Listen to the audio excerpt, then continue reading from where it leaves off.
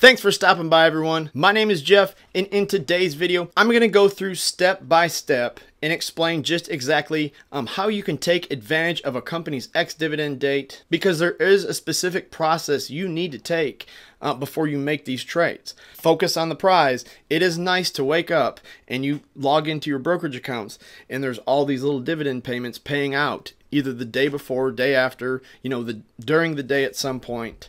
That is a really good feeling. Basically, these companies are paying you cash, for stock you don't even necessarily own anymore. The goal here is not to make a big gain on the stock. The goal here is just to capture that dividend payment and either break even or make a small gain on your stock and trade right back into another dividend payment. This is also not something I would suggest doing with your entire portfolio.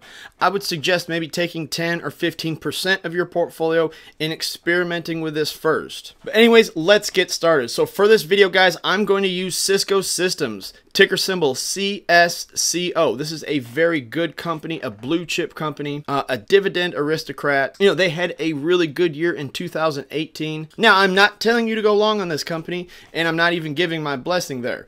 You have to make that decision yourself. All I'm going to teach you how to do is capture the dividend payment. What you do after the ex-dividend day, that's totally up to you, okay? So the first and most important thing to do, guys, is have the ability to cross-reference. I cannot stress this enough. Don't just go off one website's dates and think it's 100% going to be accurate. You have to constantly learn to cross-reference, whether you use Yahoo Finance, you use your TD Ameritrade broker, your E-Trade. Even Webull has a very comprehensive dividend strategy in their app I really love. So let's just say I come into a situation where I'm getting conflicting information. I'm getting an ex-dividend date, let's say 1/3/2019, and then I go over here to Yahoo Finance and check, and it's 1/4/2019.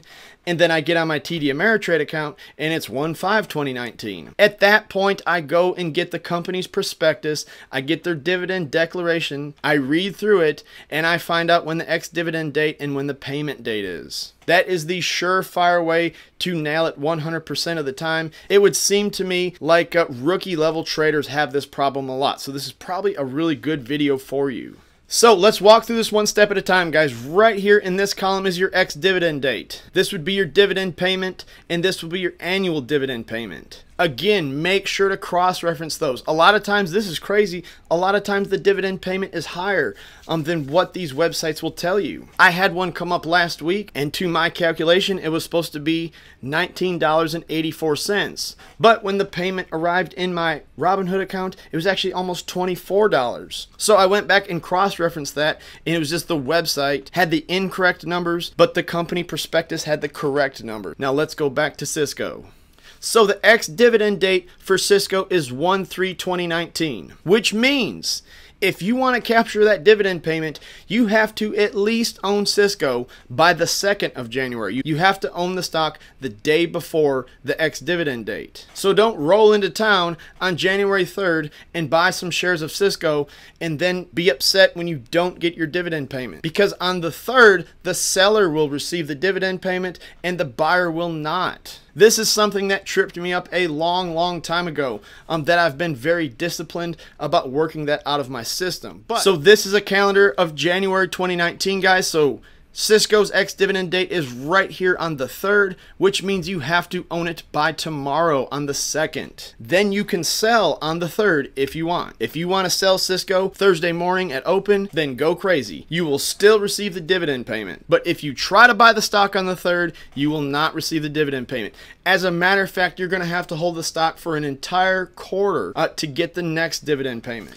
So now, just to make this video cohesive, make it make some sense, and guys, so you can kind of understand my process, I'm going to walk through this trade just like I would do it in my own spare time. I'm going to start cross-referencing some of this information right here. I want to make sure Cisco's ex-dividend date is on 1/3, and there's no other website out there with any conflicting information.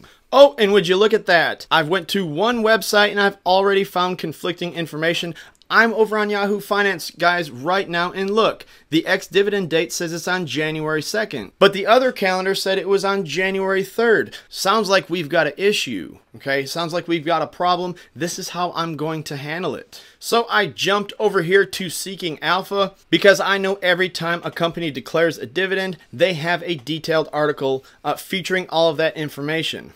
Now, this is not the tell-all know-all. This is not the last stop. But we can read through this dividend declaration and at least get the information we need to be able to complete this trade. So right here, guys, on December 5th, Cisco declared a 33-cent dividend. So right here, it just talks about that and their forward yield. This information right here is what we're looking for. So it's payable on January 23rd, and it's for shareholders of record for January 4th. The ex-dividend date is January 3rd. So that's interesting. The dividend calendar was correct and Yahoo Finance was inaccurate. And then if you want to go a step further, guys, you can log into your brokerage account and look for the company prospectus and look for the company's declaration of dividend.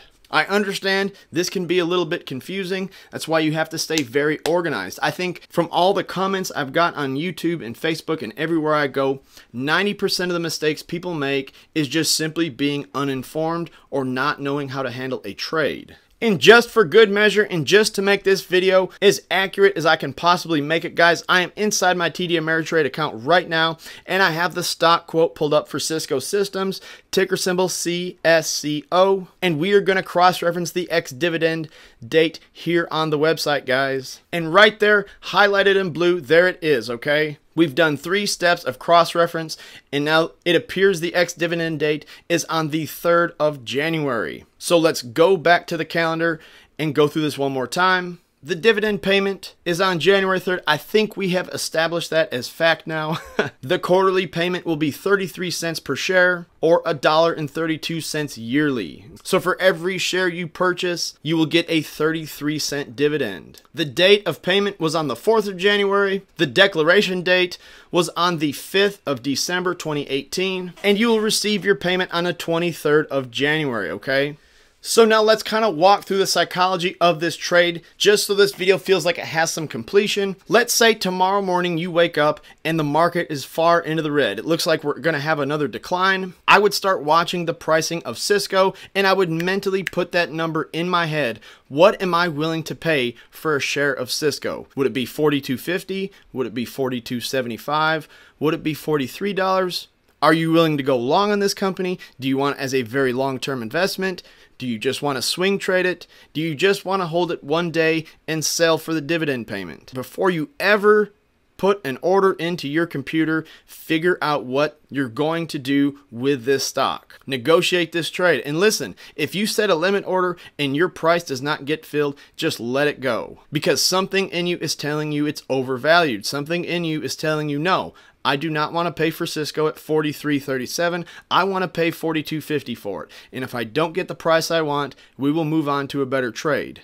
Guys, being a bull like that and standing your ground and maintaining that trading discipline, it pays off leaps and bounds. I'm telling you, do not chase it. This stock might run up to 44 or 44 and a quarter tomorrow. Okay, don't chase it up to $44 if you're not willing to pay for it. Say, hey, you know what? We'll let that one go. We'll move into another trade. It does not take that much time to think of another trade idea. Trust me, I have about 5,000 ideas a day, but I can't act on them all. I have to act on the ones that make the most sense, and I have to buy into companies that are undervalued. But anyways, guys, that's all I got for today's video. I hope you enjoyed it. I hope you found it useful. If you have any more questions, go down to the comment section and I will try to help you when I have spare time. Make sure to drop a thumbs up on this video, guys, and thanks for watching.